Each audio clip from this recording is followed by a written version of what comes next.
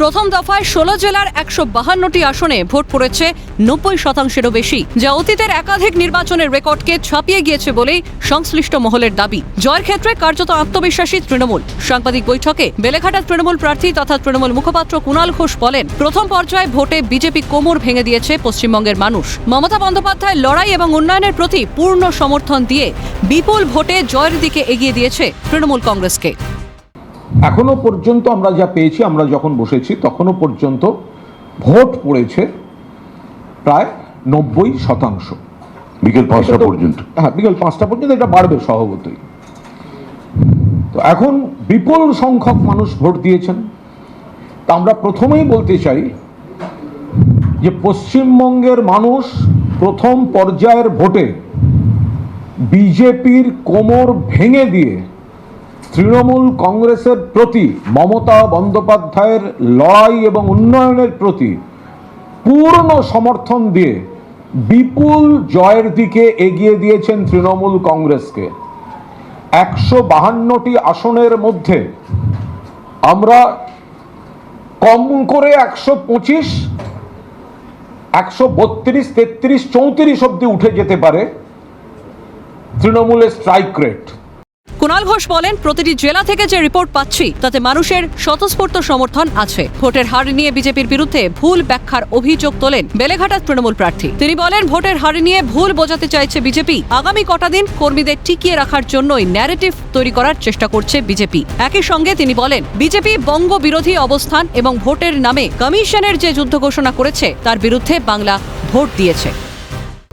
প্রত্যেকটি জেলা থেকে, প্রত্যেকটি আসন থেকে আমরা যে রিপোর্ট পাচ্ছি তাতে মানুষের স্বতঃস্ফূর্ত সমর্থন। এবার পার্সেন্টেজ অফ ভোটটা যে বেশি হচ্ছে সেটাকে দেখিয়ে বিরোধীরা একটা ভুল ন্যারেটিভ তৈরি করতে যাচ্ছে। এই যে বিপুল ভোটের হার, এটা মমতা বন্দ্যোপাধ্যায়ের উন্নয়ন এবং বিজেপির মমতা বন্দ্যোপাধ্যায়ের উন্নয়নের সমর্থনে আর বিজেপির বঙ্গ বিরোধী অবস্থানের এবং নির্বাচন কমিশনের ভোটের নামে যুদ্ধ ঘোষণার বিরুদ্ধে।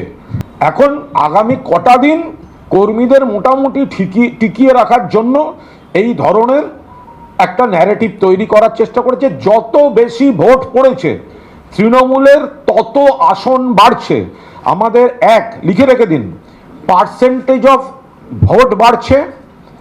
2, সিট আগের থেকে বেশি বাড়ছে। গতবার যে ব্যাখ্যাটা ছিল এই 152টা ইস্যুর যে সিটের যে ব্রেকআপ ছিল, এবারে তাতে বিজেপির গতবারের যেটা আসন কমছে, তৃণমূলের গতবারের যেটা আসনটা বাড়ছে। একই সঙ্গে তৃণমূলের তরফে দাবি করা হয়, দ্বিতীয় দফাতেও এই ধারা অব্যাহত থাকবে। বিপুল সংখ্যক মানুষের সমর্থন নিয়ে চতুর্থবারের জন্য সরকার গড়ার লক্ষ্যে এগিয়ে যাবে তৃণমূল কংগ্রেস। যারা ভোট দিলেন সেই মা মাটি মানুষকে আমরা দলের তরফে আন্তরিক ধন্যবাদ জানাচ্ছি এবং বাকি পর্যায়ের যে আমাদের কর্মী সমর্থকরা আছেন, মানুষ আছেন, তাদের দায়িত্ব এবং দায়বদ্ধতা আরো অনেক বেশি বেড়ে গেল এবং এই জয়ের ধারাটাও, এই ভোটের প্রবণতাটা অব্যাহত থাকবে। ফলে বিপুল মানুষ দ্বিতীয় পর্যায়ে ভোট দেবেন এবং তৃণমূল মমতা বন্দ্যোপাধ্যায়ের নেতৃত্বে, অভিষেক বন্দ্যোপাধ্যায়ের সেনাপতিত্বে একটা রেকর্ড সংখ্যক আসন গড়ে চতুর্থবার সরকার গড়ার পথে যাচ্ছে। মমতা বন্দ্যোপাধ্যায়ের উন্নয়নের প্রতি এবং এই যে উন্নয়নমূলক যে প্রায় 100টির কাছাকাছি প্রকল্প আমাদের রাজ্যে এখন মমতাদি লাগু করেছেন গোটা রাজ্য জুড়ে, সেটার জন্যে নারী পুরুষ নির্বিশেষে সমর্থন এবং বিশেষত মহিলাদের সমর্থন একেবারে দুহাত ভরে তাঁরা তাদের আশীর্বাদ তৃণমূল কংগ্রেসের পক্ষে দিয়েছেন। আমরা খুব নিশ্চিতভাবে বলতে চাই, প্রথম দফাতেই আগামী 29 তারিখ দ্বিতীয় দফা আমাদের আছে। প্রথম দফাতেই আমরা সরকার গড়ার লক্ষ্যে প্রায় নিরঙ্কুশভাবে আমরা এগিয়ে গেলাম। আমি সমস্ত ভোটদাতা তাদের ধন্যবাদ জানাচ্ছি। প্রথম দফা নির্বাচনের পর জয়ের ব্যাপারে সম্পূর্ণ আশাবাদী তৃণমূল কংগ্রেস। স্বতঃস্ফূর্ত ভোটদানের জন্য রাজ্যবাসীকে ধন্যবাদ জানানো হয়েছে দলের তরফে। তবে কি বাংলায় আবারও উঠতে চলেছে সবুজ আবির? উত্তরের জন্য মাত্র আর কয়েকটা দিনের অপেক্ষা। ক্যামেরায় গোপাল সেনের সঙ্গে রাজা সাহার রিপোর্ট, ক্যালকাটা নিউজ।